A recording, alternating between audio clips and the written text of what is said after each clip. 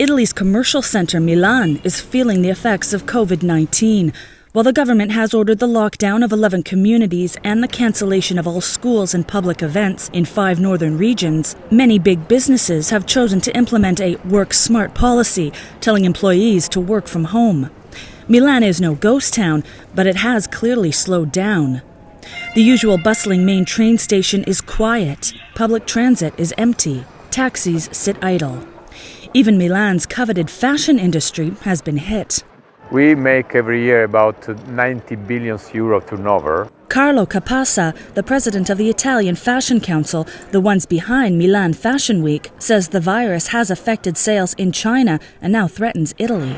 Well, the effect is quite strong because in China, as you know, for many days, most of the department stores, they were, quite the desert, so the business has been dropping dramatically. Now we are afraid that also the retail in Italy could suffer a little bit. Between what Chinese buy in China and what the Chinese customers shop here, it goes around 30%. It's a big market.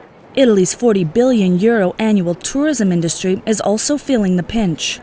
Milan is clearly not void of tourists, but it's certainly not the number that this city is used to. This fashion capital makes up about 10% of the country's economy, the region Lombardy 20%. But with schools, offices, and the city's main tourist attraction closed, the economic impact is bound to ripple across the country. Italy's northern regions, and in particular Lombardy and Veneto, where the highest number of confirmed coronavirus cases have been discovered, are among the richest, the most dynamic, and the most export-intensive in a country with one of the largest public debts in the European Union.